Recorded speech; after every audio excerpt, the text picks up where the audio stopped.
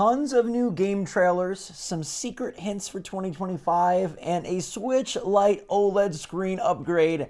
Holy cow, it is a good morning Mario and good morning Switch fans rocking the Dutch Bros cookie butter oat milk chai. I think that's what it's called. So many words, so little time. What's going on, everybody? It's Zach from SwitchForce. Hope you guys are excited to be here. Hit that like button if you enjoy these videos. I'm going to roll through the latest and greatest from Nintendo in 10 minutes flat. We got a bunch of new game trailers today for a bunch of exciting upcoming games. And frankly, you're going to hear some of the craziest stuff you've ever heard. I swear to you, you're going to hear insanity. These trailers blew my mind and are very, very cool. But first, I want to start with this Switch Lite OLED upgrade. Now, the Switch Lite OLED is something that we thought Nintendo may do for a while. When we've heard rumors of new consoles, it's like, okay, they have the Switch Lite, which is the cheaper portable version, the Switch OLED, which is the higher end, better screen version.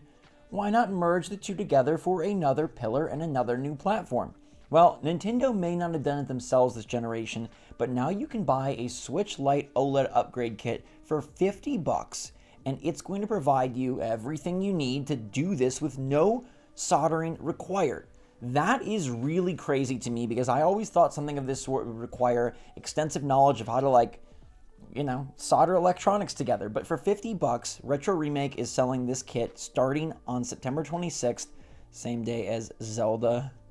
Freaking convenient because that gold Zelda Switch Lite is coming out. Starting at 10 p.m. Eastern, it's $50, which I think is pretty darn reasonable. The Switch Lite is $200. If there was going to be a Switch Lite OLED, you know Nintendo would jack it up at least $50. This was in prototype concepting for a while. It looks really, really nice. The only problem here, the only caveat, is their OLED screen upgrade does not do touch screen control. So if you're looking to play some touchscreen games with it, you're going to actually have to get their $65 package, $15 more. You can make it a touchscreen. And actually for $85, so $35 more, you get the touchscreen, you get the OLED obviously, and then you get 1080p video output to turn your Switch Lite into a dockable HDMI Switch Lite. These are really cool. Frankly, I think this is awesome, especially for people that got a Lite originally just to test the waters on the Switch ecosystem, or maybe got it as a gift, or like a little brother evolving to a bigger system. And now you can make it better. You can make it output to the TV. You can modify your Switch Lite without really needing too many modifications. They're saying that it comes with all the screwdrivers, all the instructions, and all the parts you need, and it's pretty darn easy to get done. I think this is freaking cool, and maybe we should actually try it out. Let me know in the comments down below if you'd like to see me upgrade one of my Switch Lite to a Switch Lite OLED. I think that might be freaking gorgeous because the OLED is amazing, and the Lite is ergonomic. Marrying the two together, it might be perfect. Now, speaking of perfect, this set of trailers that we're going to go through is pretty perfect. If by perfect, I mean absolutely insane. I don't know that I've ever seen a crazier set of trailers, but I'm very excited for these games. And it's weird because Level 5 just didn't really make much for Switch, but they've got some very big titles, some very big trailers. And the first we want to discuss is the simplest, which is Fantasy Life. That got delayed out of this year, but they're now giving it a new date of April 2025. Now, it's expanded, it's bigger, the scope has grown, but what's most interesting to me outside of the game is April 2025. Why is it releasing April 2025? Why specifically April? Not sure that April is traditionally a great month. Maybe you'd want to do February to get in at the tail end of the fiscal year, or do March to start off the fiscal year. Great. I don't really know why they're picking April, except, maybe there's a big Nintendo platform launching in April like has been rumored. We don't have to discuss it too much, but April does feel like a fine time to launch the Switch 2.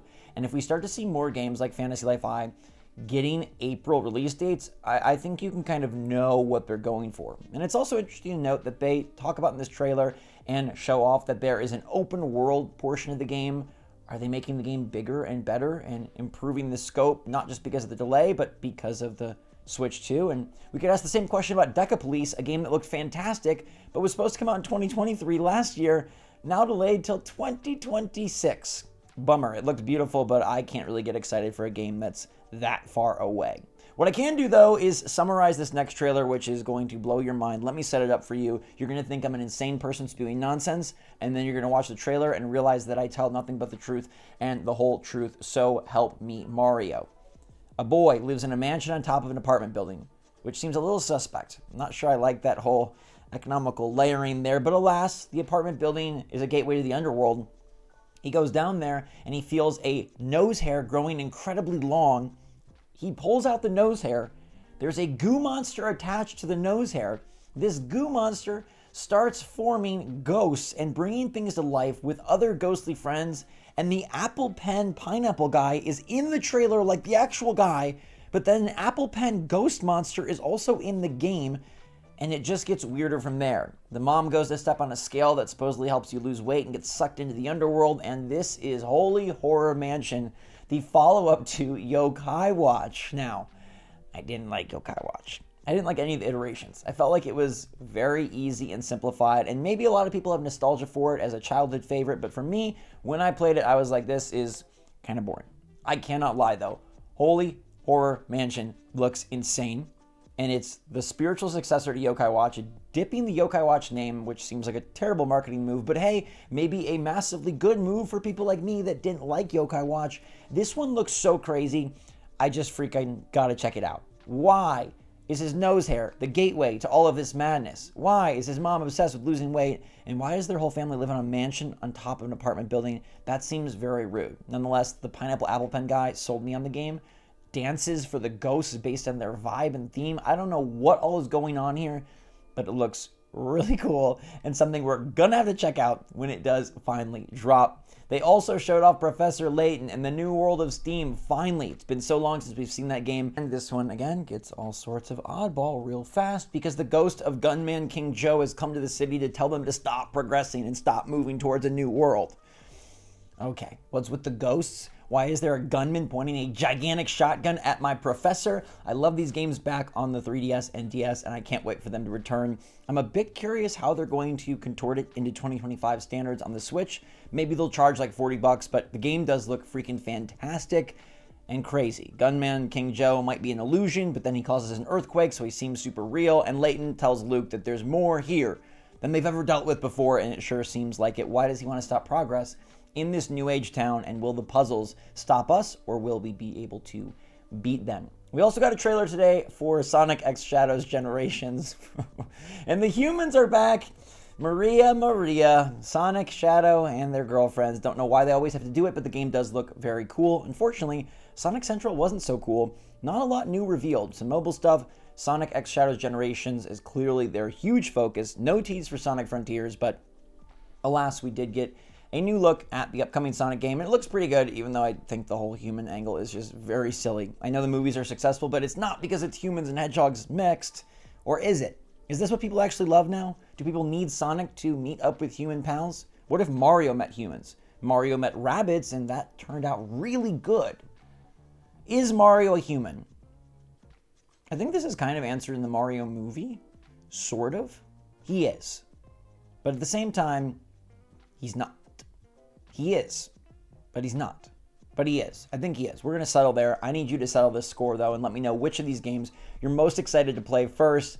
Holy Horror Mansion, Fantasy Life I, Professor Layton, and the brave new world of Steam, or Sonic X Shadows and the scary, hairy humans that have come to play. Let me know in the comments down below. Now, we also got another update from the Zelda team. I've been loving these all week long. Remember, we play in that game tomorrow, bright and early, so check it out when I stream Echoes of Wisdom to see what it's all about. But the Zelda team said that initially, Link was the star of the game. They actually started experimenting with Echoes and Link, but realized that the sword and shield that Link permanently has made these Echoes more performative than actually playful.